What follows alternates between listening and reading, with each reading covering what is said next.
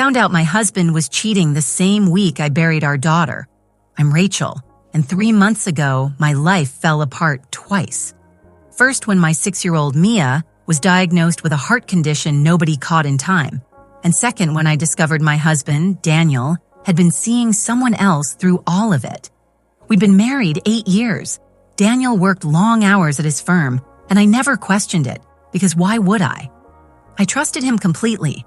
While I sat in hospital waiting rooms holding Mia's hand through every terrifying test, Daniel told me he was handling client emergencies. I believed him. I was too exhausted, too scared for my daughter to notice the pattern. Mia passed away on a Tuesday morning in March. I remember the exact shade of gray the sky turned that day, like even the clouds knew something had ended. At the funeral, I was barely standing. My mother held me up on one side, my sister on the other. And then I saw her. A woman in a black dress, hovering near the back, dabbing her eyes like she belonged there. I didn't recognize her at first. Then I saw the ring on her finger. It was my grandmother's ring, the one I'd lost, or thought I'd lost, 8 months earlier. "Excuse me," I said, walking toward her, my voice shaking. "Where did you get that ring?" She looked panicked. "Daniel gave it to me," she whispered. If stories about women finding strength in their darkest moments matter to you, hit subscribe now, because this one is far from over. I turned to Daniel, who had gone pale as the headstones around us. "You gave her my grandmother's ring? At our daughter's funeral, you brought your girlfriend wearing my dead grandmother's ring?" He tried to pull me aside. "Rachel, please, not here." "Not here?" My voice cracked into something I didn't recognize. "Where then, Daniel? Where is the right place to tell me you've been lying to me while our daughter was dying?" People were staring. I didn't care anymore. Grief had already stripped away every polite instinct I had left. The woman, I later learned her name was Vanessa, tried to slip away, but my sister blocked her path. "You knew," my sister said. "You knew he was married. You knew he had a sick child, and you still took that ring." Vanessa said nothing.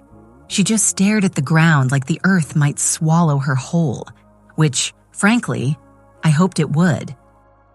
That night, after everyone left, I sat alone in Mia's room, surrounded by her stuffed animals and half-finished coloring books, and I made a decision.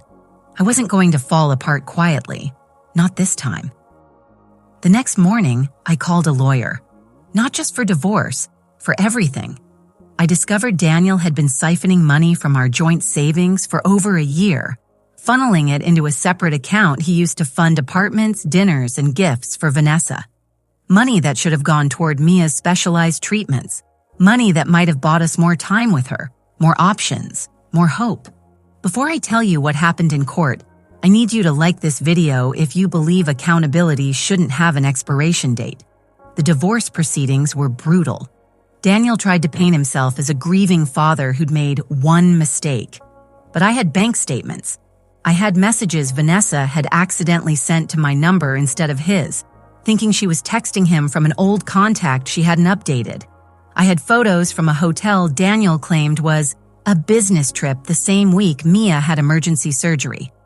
A surgery he missed. My lawyer built a case that wasn't just about infidelity. It was about financial deception, about a father who'd been present in name only during his daughter's final months.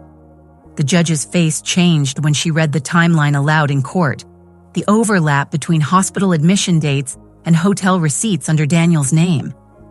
"Mr. Daniel Whitmore," the judge said, "the court finds your conduct not only a breach of marital trust, but a profound failure of judgment during a family crisis. I was awarded the house, the majority of our remaining assets, and, something I hadn't expected, Daniel was ordered to repay a portion of the diverted funds directly into a memorial account I created in Mia's name to fund pediatric heart research. Vanessa, it turned out, wasn't the first.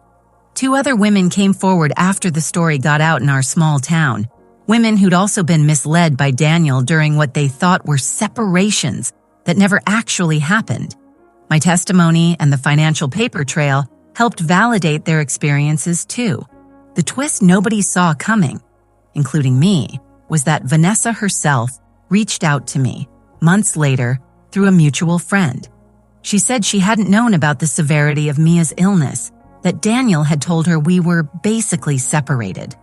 When she found out the truth, she said she felt sick. She returned the ring. I didn't want it back, not after everything, but I used the gesture as closure. I donated it, sold at auction, straight into Mia's memorial fund. If you've ever had to rebuild yourself from nothing while still carrying grief, comment below. I want to hear how you found your strength, because that's exactly what I had to do. It's been 3 months since the divorce was finalized.